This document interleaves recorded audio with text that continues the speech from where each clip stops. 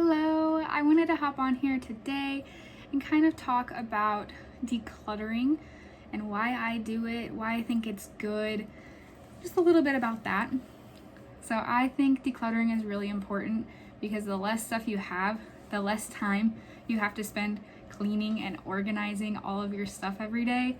For me, I hate having to go through and clean and organize every day. And if I have a small amount of stuff, I don't have to do that. So I really enjoy going through my stuff, sometimes daily, weekly, monthly, yearly, whatever it is. Depends on what category of stuff it is, but I really enjoy going through it and just downsizing and getting rid of as much stuff as possible. That way I don't have to worry about cleaning and organizing ever. It's just already done, which is really nice. I've always been someone who does that. I've recently, for the last few years now, been living with someone who doesn't do that. My husband is kind of a borderline hoarder at times. He really likes to get free things, which is great because he's not spending money on it, but it adds up quick and it clutters our space like crazy. Ever since we've been living together, we've lived in like an apartment with roommates, or now we're living in a house with roommates, so we have pretty much everything has to live with us in our room and our space. So I've been trying to convince my husband that he should kind of think about that, evaluate it, and get rid of stuff he doesn't need right now. And he's been working on that. He's been doing a really amazing job, which is really awesome. And I don't encourage you guys to pressure other people to do this. It was not great. It does put a lot of stress in the relationship. So definitely if you have people that you're living with, family, roommates, relatives, whatever it may be, you guys can show them this way of life, like simplifying and decluttering and being organized and clean all the time, but don't pressure them. It is so bad when you do that. I have definitely done it. It's not good. Don't do it. Take my advice. Just let it happen naturally. A lot of people will notice that, your space looks really good, it feels good, and it'll inspire them to want to do the same thing. And I found that with my husband, that's what's worked the best. Not when I'm pressuring him, but when I just kind of sit back and relax and I'm like, hey, look at this, it looks so good. And then he kind of gets inspired and wants to do the same thing. So that is my tip about that. When it comes to simplifying decluttering, I know there's a lot of categories, there's a lot of things. It's hard to decide if you want to keep it, if you want to get rid of it, if you will need it. I know that's probably the hardest category for me, is the I might need it someday category. So many things in that category, and I'm slowly realizing that I don't need some of those things really in my life. They just take up unneeded space, and I don't know if that day will ever come that I need them. Another difficult category would be sentimental items. Those can be really tricky. I personally am not a super sentimental person. I kind of prefer like pictures and experiences over things. So sometimes the sentimental category isn't really a thing for me. Occasionally there's something that it hits that sentimental note, like those bracelets I was talking about in my previous video. I do have a few sentimental things, but for the most part, sentimental things they're not something that's a problem for me, but I know they're a problem for a lot of people. For me, like what I've learned with sentimental items is if you have an item that you think you can't get rid of because someone gave it to you, or you can't get rid of it because it holds a lot of memories, I like to just take a picture or a small little video of that item. If I do a video, I kind of say the story about why this is significant to me, the memories behind it, anything like that.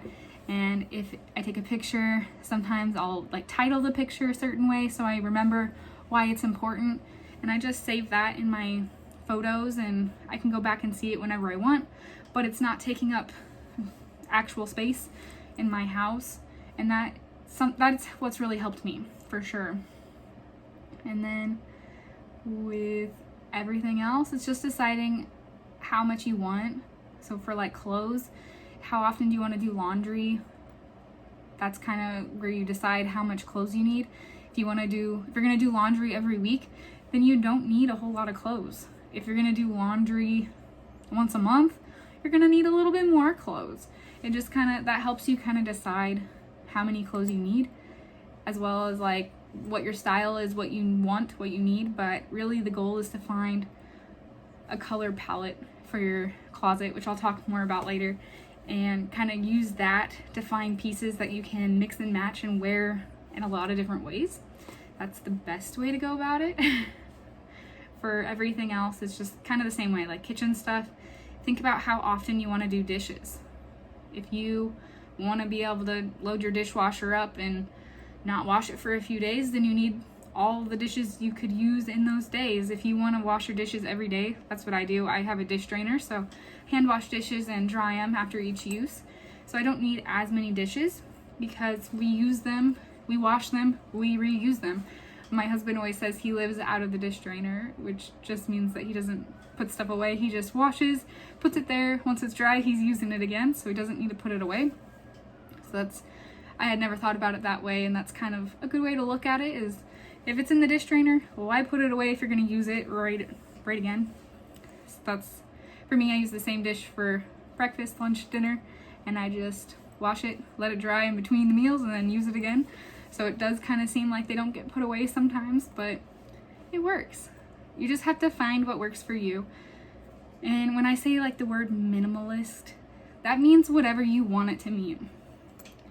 You could be a person who lives out of a backpack, be an extreme minimalist. You could just be someone who likes a non-cluttered space, who just wants to have what you need and that's it. Sometimes minimalist doesn't always mean every item you own is minimalist. It just means that, parts of your life are.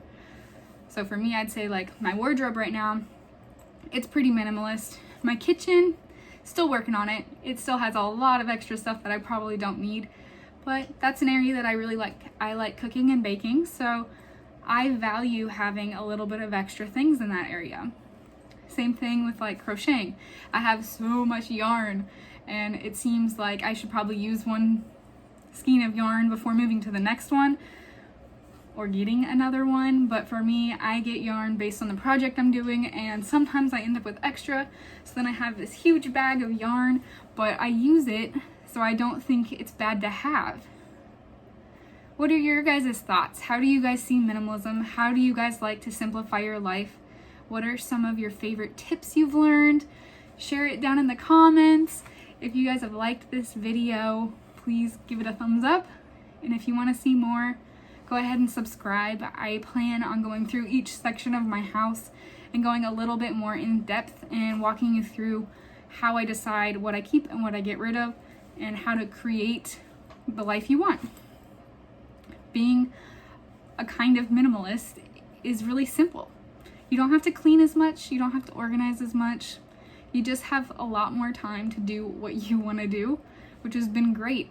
Since kind of decluttering a lot of stuff, I've actually been able to spend a lot of time with my dog Lily and my husband that I wasn't able to do before because I was constantly stressed out and worried about all the things I needed to do around the house. So if you guys are feeling that way, I'm telling you, decluttering, simplifying, minimizing your things, it's the way to go. So if you want more information about this, please stick around and watch some of my upcoming videos.